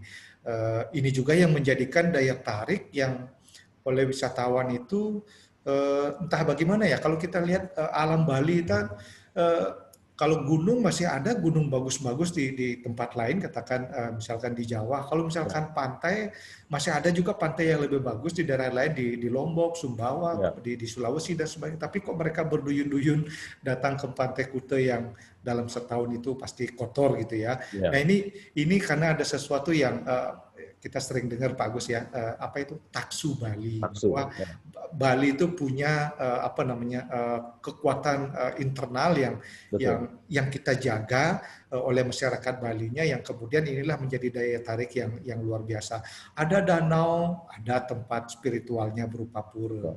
Ada dan pantai, harus ada orang-orang khusus yang merawat taksinya. Iya, dan bukan orang khusus Pak, kita semua. Jadi saya pernah dalam sebuah diskusi kepariwisataan dan budaya, jadi yang menjadi pelestari budaya Bali itu sebenarnya setiap orang yang tinggal di Bali, yang apa namanya, apalagi yang beragama Hindu gitu ya, dengan ritual-ritualnya, itulah pelestari kebudayaan, karena semuanya lahir dalam rangka bagaimana kita mengucapkan wujud syukur dengan menghaturkan hasil pertanian. Itulah awalnya dulu, sehingga apa namanya, bagi kami di apa namanya, yang khusus mengkaji tentang kebudayaan, hulu dari budaya itu ya pertanian. Salah satunya yang tangguh, yang bisa bertahan menghidupi Bali sebelum dikenal pariwisata, ya pertanian. Pertanian itu sudah ribuan tahun Pak. Ya, baru semenjak tahun, ya katakan 1900, semenjak Bali dikenal oleh orang Repa, kemudian semenjak Orde Baru Bali menjadi daerah pariwisata, itu baru kemudian pariwisata, tapi sebelumnya pertanian. Di masa Covid ini pun kita lihat bahwa yang tangguh itu pertanian Pak. Teman-teman banyak yang beralih menjadi apa namanya, berusaha di bidang pertanian dan sebagainya. Ini yang luar biasa. Nah, kemudian alam Bali ini Pak, kalau misalkan Pak Agus apa namanya, lihat di hotel itu, kita punya aturan yang mengatur berapa persen yang boleh ada bangunan, berapa persen yang diperbolehkan untuk lingkungan. Itu sudah ada. Di Denpasar ada zona-zona khusus. Kemudian di Provinsi Bali juga ada yang mengatur tentang zonasi sempadan pantai dan sebagainya. Walaupun ada 1-2 pelanggaran, tapi kita sudah ada aturan yang kuat. Itu menandakan bahwa Bali yang kecil ini memang harus diperhatikan lingkungannya. Jadi dengan konsep Trihita Karana itulah menjadikan Bali ini menjaga lingkungannya dengan baik. Karena Trihita Karana kan tidak di hotel saja. Di dunia kantoran pemerintahan juga dilihat, di sekolah juga dilihat, di desa juga dilihat dan sebagainya. Apalagi di wewengkon desa adat itu lingkungan menjadi salah satu yang apa namanya, concern dari masyarakat kita untuk memelihara alam lingkungannya. Nah, di CHSE ini, di CHSE yang E-nya tentang environment itu diharapkan juga mengadopsi apa yang menjadi konsep di Bali dalam dunia kepariwisataan terhadap lingkungan bisa dilakukan di tempat lain. Itu sebenarnya poinnya. Kalau di Bali, dari obrolan saya dengan orang kementerian dan sebagainya, sudahlah, Bali kita sudah tahu ada Green Globe yang sifatnya internasional, ada Trihita Karana dan sebagainya. Itu ingin mereka istilahnya menyampaikan kepada daerah lain, perhatikan juga loh lingkungannya seperti Lingkungan, apa yang ya. dilakukan di Bali dan sebagainya. Itu sebenarnya apa namanya poin yang ada di sini. Tapi bukan dengan begitu terus kemudian kita merasa sudah di atas angin dan melupakan lingkungan, nggak boleh. Ya. Ini yang kita alami 9 bulan inilah lingkungan telah memberikan kita pelajaran yang luar biasa, Pak. Kita sekarang semua belajar dari lingkungan, bagaimana kalau lingkungan itu kita rusak, dia punya pola tersendiri untuk melakukan purifikasinya.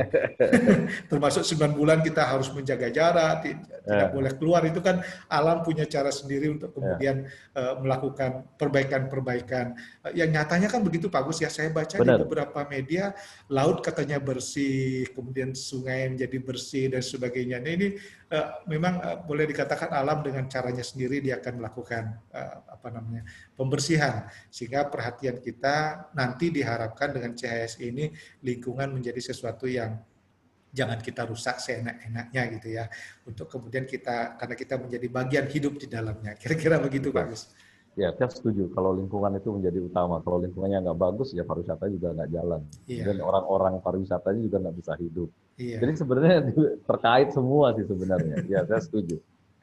Sekarang kita masuk ke teman-teman meditizen ya Pak Purwo. Ada berapa? Silakan Pak. Kalau ada yang bertanya mungkin. Saya ambil misalkan contoh dari Denpasar Cook A, program studi kulineri kelas A, Imade Sujana. Bertanya, seperti apa penerapan sanksi untuk hotel-hotel yang tidak menerapkan CHSE? Wah, ini udah mulai bagus, serius.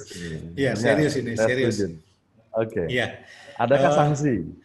Begini Pak Gus, pada saat Bali mencetuskan tentang verifikasi CHS, jadi Cleanliness, Health dan Safety-nya, belum environment-nya, di situ oleh Pak Gubernur dibentuk tim Pokja dan kemudian ada tim verifikatornya. Nah di situ juga ada semacam diskusi pada saat kita, nah kalau kita sekarang melakukan verifikasi, kalau ada hotel yang bertanya, kalau saya nggak mau diverifikasi, emangnya kenapa Pak? Nah kan gitu. Ini yang kemudian terjadi debat luar biasa.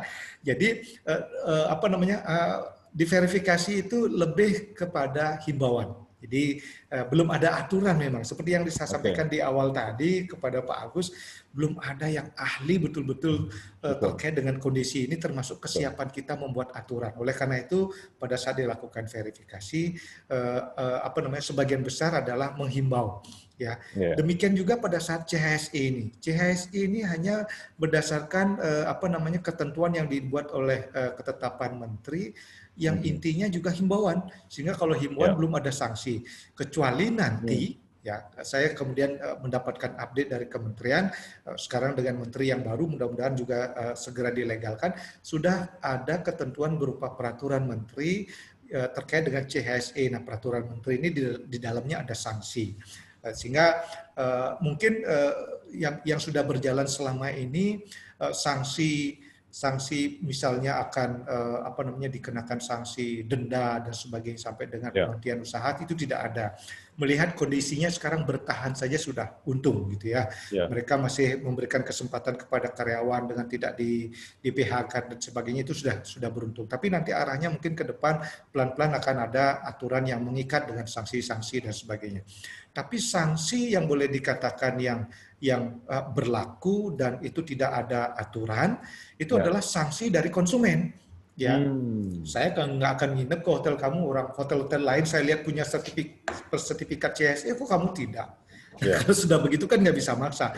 Mau tidak mau, hotel itu pasti akan memenuhi, karena itu menjadi syarat mereka untuk kemudian bisa menerima tamu. Ya ini kan sanksi seperti itu, sanksi sosial ya, moral gitu ya.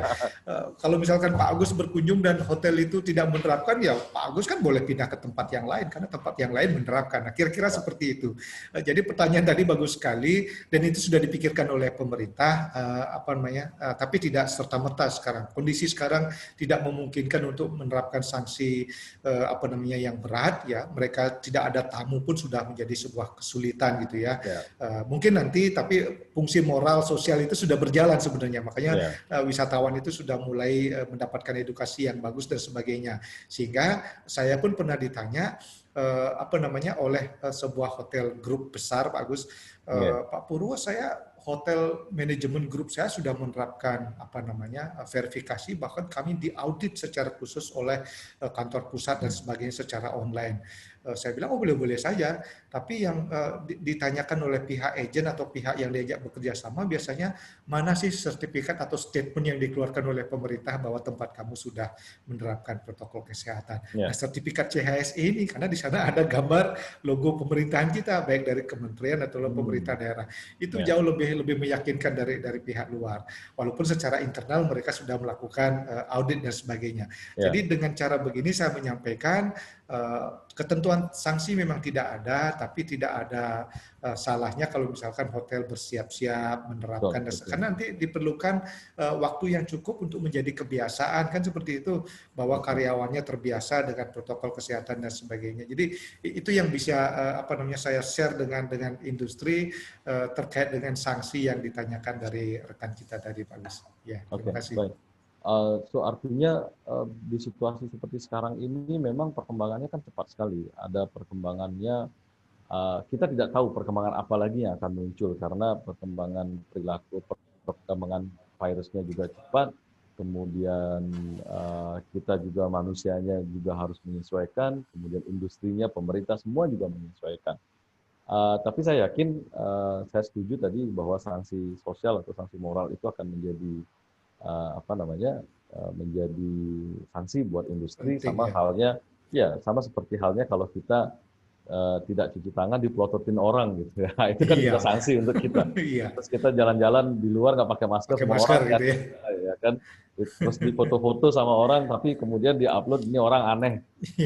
Nah jadi itu sanksi sosial. Ya saya setuju kalau sekarang diterapkan sanksi, kemudian industri juga untuk bertahan untuk hidup saja. Kemudian sudah bisa memasukkan anak-anak netizen ke tempat hotelnya untuk OJT, sudah syukur banget gitu ya. Apalagi sekarang ada sanksinya. Tapi sebenarnya sih kembali kesadaran kita masing-masing, ke individu kita dulu. Khususnya ke teman-teman netizen, jadi kesadaran individunya itu yang sangat-sangat yang harus kuat dulu. Kemudian sebelum berpikir yang lebih besar atau lebih tinggi. Saya sekarang ada lihat, ini pertanyaannya lumayan, tapi cukup untuk kita tahu sih sebenarnya. Dari Denpasar ada EBS Des, kemudian dari Rainal Armando Marcaderendes. Ini namanya agak Latin ya.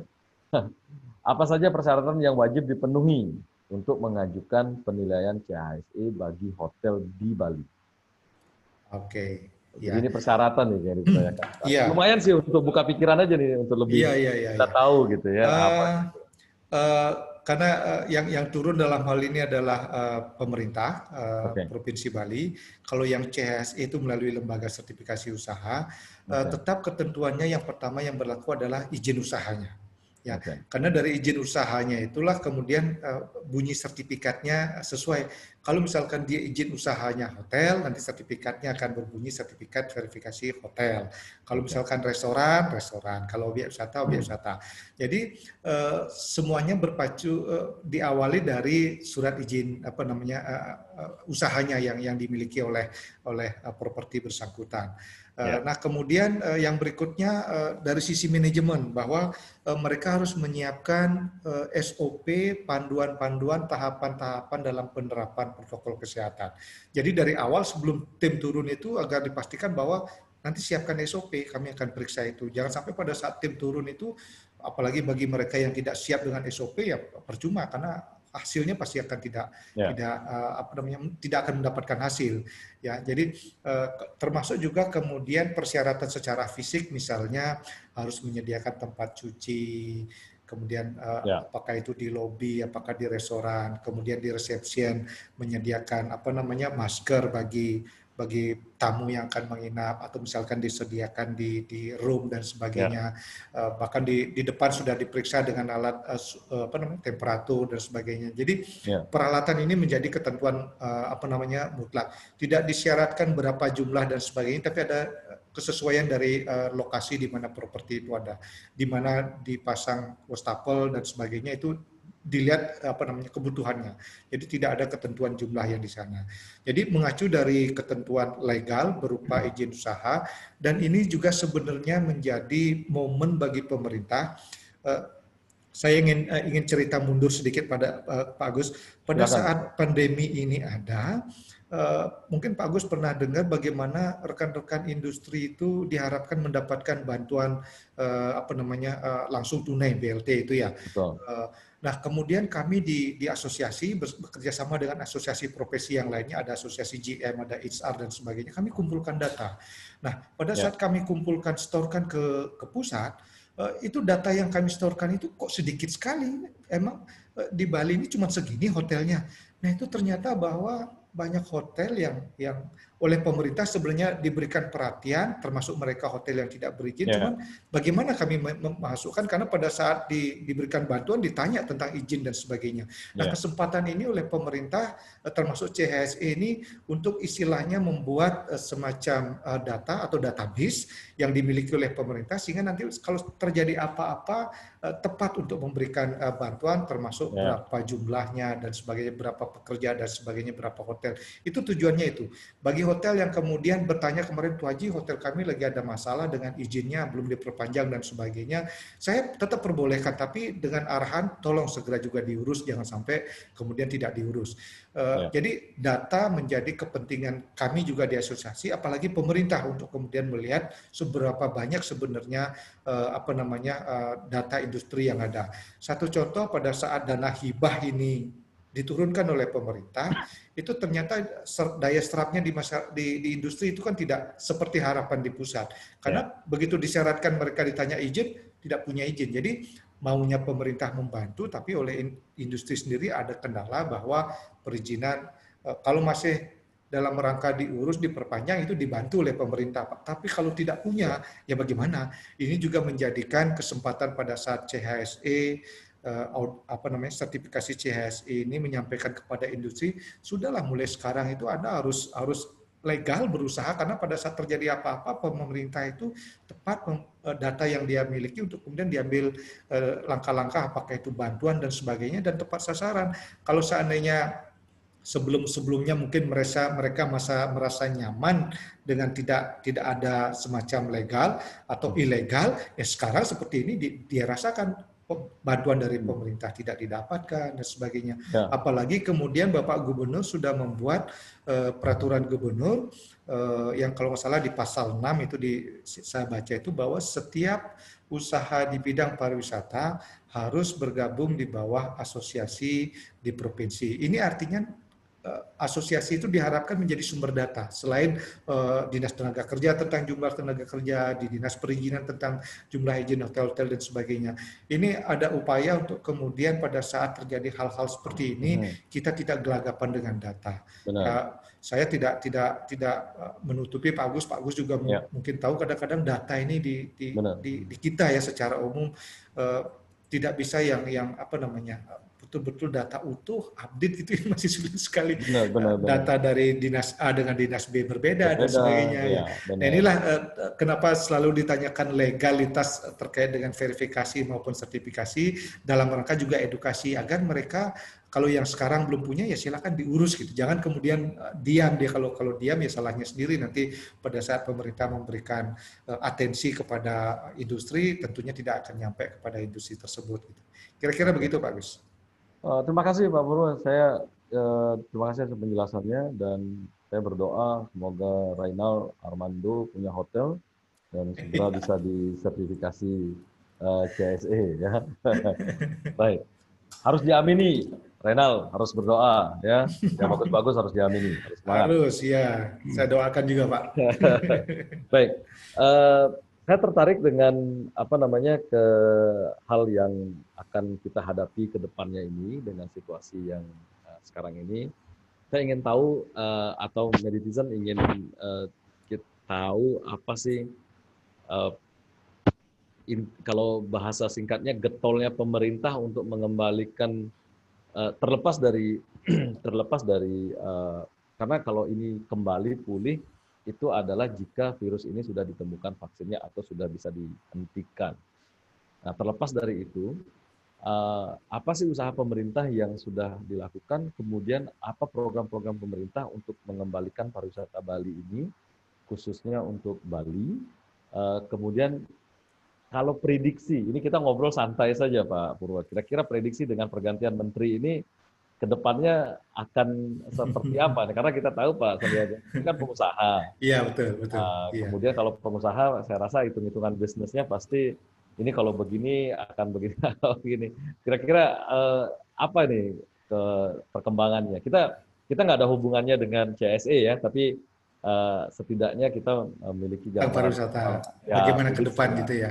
Outlook saja lah Iya, kira-kira. iya. Gimana Pak Purwo? Bagi seorang Pak Purwo lah gitu. Baik, kalau pandangan saya sendiri, ya kita yang kita sudah jalani kemarin dengan Oke. Mas Menteri Pak Wisnu Tama, beliau sudah berupaya maksimal untuk memberikan apa namanya dalam rangka kinerja dari Kementerian Pariwisata dalam kondisi seperti ini. Ya, beliau juga tidak menyangka pada saat beliau menjadi menteri, inilah yang harus beliau hadapi.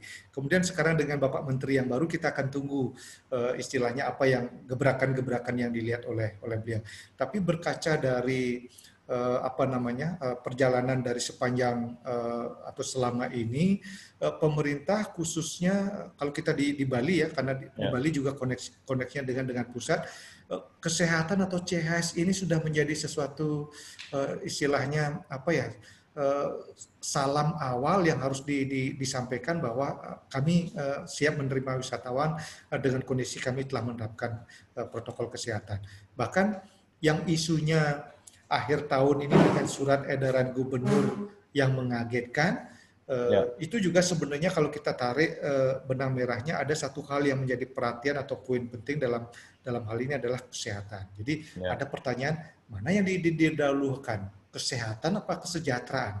Karena dari dua itu ternyata banyak argumen yang menyatakan kesehatan paling penting gitu ya, kemudian baru kesejahteraan dan sebagainya.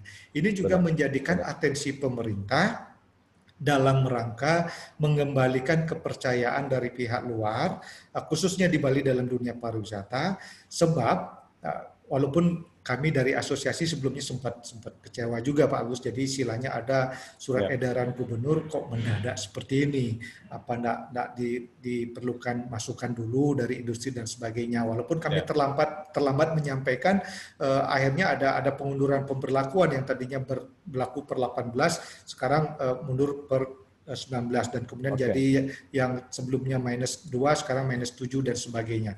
Tapi dari situ kalau saya perhatikan dan baca lagi dari kenapa kebijakan itu dikeluarkan, sebenarnya untuk kedatangan wisatawan domestik berlibur akhir tahun ke Bali itu kan tidak dilarang Pak. Cuman disyaratkan bahwa harus mengikuti rapid test PCR atau swab, atau yang lewat darat dengan rapid test antigen, kan seperti itu. Itu sebenarnya dalam rangka melakukan kontrol. Karena yang ditakutkan kalau dibiarkan brek gitu tanpa ada kontrol dan sebagainya persyaratan ini, yang ditakutkan mungkin di Januari atau Februari akan terjadi peningkatan, dan itu akan sudah secara langsung menurunkan tingkat kepercayaan wisatawan internasional yang sebenarnya itu yang ingin kita capai, sehingga mereka tidak akan mungkin berkunjung ke Bali. Kamu mengatasi tamu dalam negeri kamu saja sudah kebobolan, sehingga seperti itu. Nah, itu sebenarnya tujuannya, sehingga pemerintah itu selalu dalam hal ini masih mengacu kepada protokol kesehatan yang terpenting, walaupun dengan risiko masyarakat teriak dan sebagainya, pemimpinnya dihujat dan sebagainya. Ada risiko memang yang harus diambil seperti itu. Dalam kondisi seperti ini, siapapun jadi pemimpinnya, apakah dia gubernur, menteri dan sebagainya, memang serba sulit Pak. Diperlukan istilahnya jiwa besar untuk kemudian menghadapi jeritan masyarakat dalam kondisi yang tidak menentu. Yang menjadi problem kan tidak menentunya ini Pak Agus. Sampai kapan gitu kan gitu. Saya bertanya, Pak Agus juga bertanya, teman-teman meditizen juga bertanya, sampai kapan sih bakal begini? Ini yang tidak ada bisa menjawab. Ya walaupun sudah ada vaksin, ya ternyata coronanya sudah beralih ganti bentuk atau varian atau apa istilahnya. Ini kan juga sesuatu yang tak semakin menjadikan kita tambah ragu. Kecuali begitu kita semua sudah ketat dengan aturan protokol kesehatan, kalau kita terbang harus dengan swab, lewat darat juga dengan memenuhi rapid test antigen, ya mungkin itu satu-satunya yang diharapkan kembali pariwisata ini berjalan dengan ketentuan yang harus kita ikuti seperti itu. Jadi kalau pada saat sekarang ini Pak Agus juga mungkin baca informasi di banyak media, termasuk anggaran pemerintah semua fokusnya ke penanganan COVID, Ya, Pak. benar, benar. Banyak sekali anggaran agenda-agenda pemerintah yang semuanya di-cut untuk kemudian dialihkan ke penanganan COVID. Ini artinya perhatian pemerintah serius dan kemudian tetap penanganan COVID menjadi atensinya. Kita tidak tahu apakah sampai dengan akhir tahun atau sampai dengan pertengahan tahun depan atau mungkin bagaimana, kita belum tahu ini. Tapi kalau prediksi saya sendiri, pariwisata sendiri di Bali sendiri kira-kira masih butuh sekitar 1-2 tahun untuk bisa betul-betul pulih seperti pariwisata sebelumnya. Termasuk juga bagaimana hubungan negara kita dengan negara luar dalam memberikan keyakinan. Kita sudah membuka diri, siap menerima diri, tapi kalau negara di tempat mereka berasal tidak yakin dan melarang juga warganya berkunjung, ini juga tidak bisa. Jadi membangunnya ini memang harus bergandengan, baik pemerintah, stakeholder, seluruh masyarakat dan komponen yang ada. Kira-kira begitu Pak Gus. Jadi masih porsinya terkait dengan pandemi ini. Baik, Pak Purwo, terima kasih. Mungkin ini ada pertanyaan tentang dari Deputu Eka Sukmadewi dan Pasar LBS yang menanyakan terkait peraturan gubernur yang mengharuskan wisatawan masuk ke Bali menggunakan swab, hingga wisatawan yang banyak terlibat membatalkan libur ke Bali, dan menurut berita Bali diprediksi rugi 900 miliar. Saya rasa ini adalah sedikit agak keluar dari topik kita, karena yang kita bahas ada hoteliernya, bukan turismenya. Kemudian ini adalah tadi juga secara implisit sudah dijelaskan sih sebenarnya oleh pemakalah, oleh Pak Purwo tadi, seperti apa peran-peran pemerintah, kemudian prediksinya akan seperti apa. Dan yang jelas yang saya bisa tekankan di sini ke Meditizen khususnya, bahwa pemerintah tidak tinggal diam, pemerintah juga terus melakukan sesuatu, dan yang kata kunci yang bisa saya tangkap di sini adalah tidak satu orang pun, baik itu orang pemerintah maupun orang sipil, siapapun itu, yang tahu akan seperti apa perkembangan COVID-19 ini. Dan perkembangan untuk bisa mengendalikan COVID-19 ini terus dilakukan sesuai dengan perkembangannya. Jadi kalau itu berkembang, keputusan juga akan berkembang, berubah lagi. Ada perkembangan, keputusan juga akan terus berubah. Nah, tetapi yang saya ingin fokuskan ke sini adalah kembali kita ke topik kita, yaitu di hotelier. Hotelier adalah pelaku pariwisata. Kemudian hotelier itu kita harapkan nantinya adalah teman-teman Meditizen yang sangat update terhadap perkembangan-perkembangan terbaru terhadap CSE ini, yang mungkin saja saat ini senior-senior kita yang tidak lagi bekerja di hotel atau mungkin sedang freeze bekerja di hotel, itu tidak mengikuti secara mendetail atau secara mendalam tentang perkembangan CSE ini. Kita berharap teman-teman nanti adalah yang menggantikan nanti di dunia pariwisata atau masuk ke dunia pariwisata nanti benar-benar yang teman-teman sudah sangat paham dan mengikuti perkembangan CSE ini. Mungkin saya tarik kesimpulan karena waktunya juga ini sudah mulai akan mendekat ke waktu kita habis gitu Pak Purwo ya. Boleh sedikit lagi Pak Agus? Siap.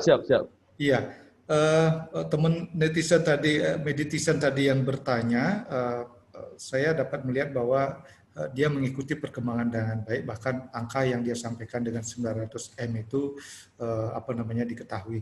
Itu betul Pak Gus. Jadi saya sendiri masih pegang data di sini. Pada hari pertama setelah SE dikeluarkan, kami di PHRI mencari data dan dengan partner kami Traveloka dan sebagainya. 1 hari setelah SE diberlakukan, itu cancellation dari tiket pesawat itu sekitar 173 miliar. Kemudian dari hotel untuk mengembalikan cancellation itu sekitar 76 miliar, kemudian restoran 22 miliar, kemudian aktivitas lainnya sekitar 13 miliar, kemudian belanja dan sebagainya 26 miliar. Jadi total kalau dihitung terkait dengan kerugian perekonomian, itu pengaruhnya hampir sekitar 967 M.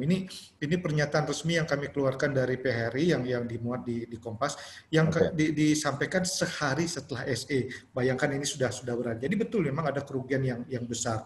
Tapi dari ini semua oleh pemerintah juga dijadikan pegangan, karena pada saat diberlakukan edaran itu, pemerintah juga kami sodori data seperti ini juga tidak bisa bilang apa gitu ya. Terhenyak gitu ya, karena kerugiannya tidak main-main.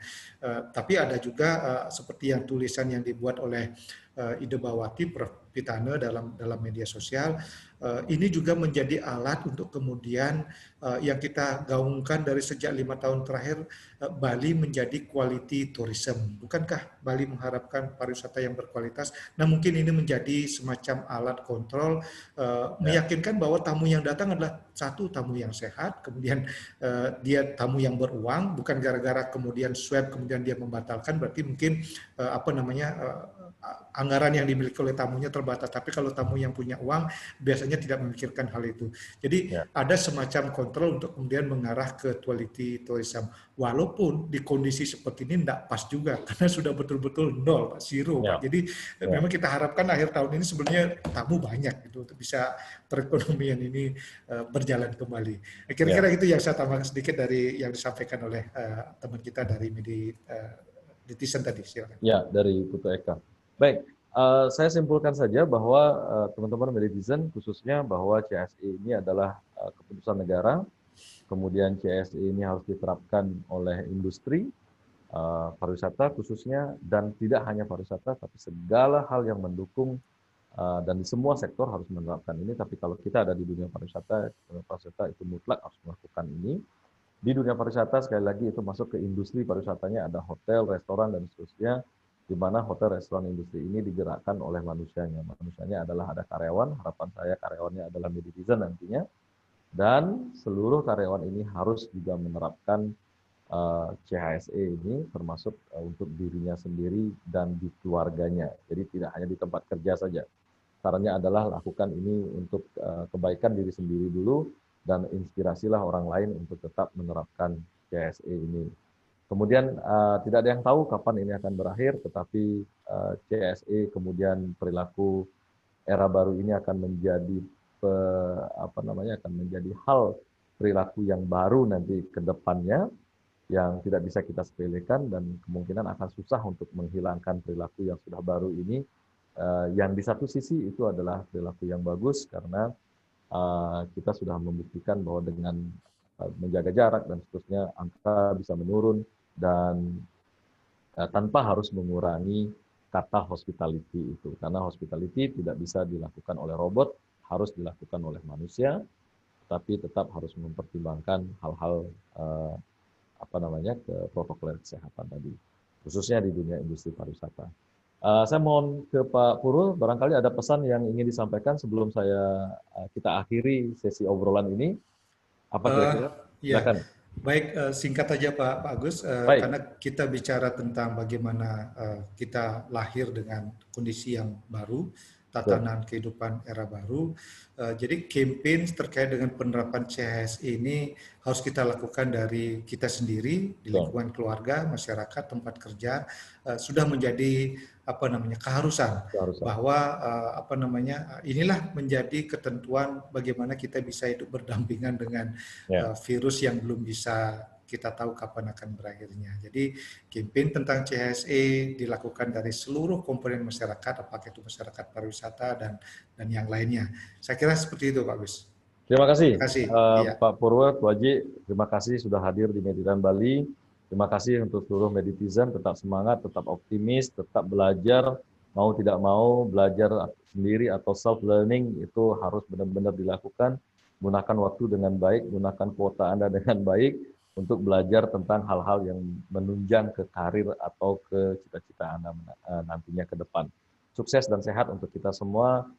Saya Agus Arya, saya undur diri untuk acara kali ini. Sampai jumpa di acara berikutnya. Sekali lagi bisa tepuk tangan untuk narasumber kita. Ini tepuk tangannya adalah virtual gitu ya. Tapi suaranya bisa kedengaran. Ya, karena mic-nya saya hidupkan. Baik.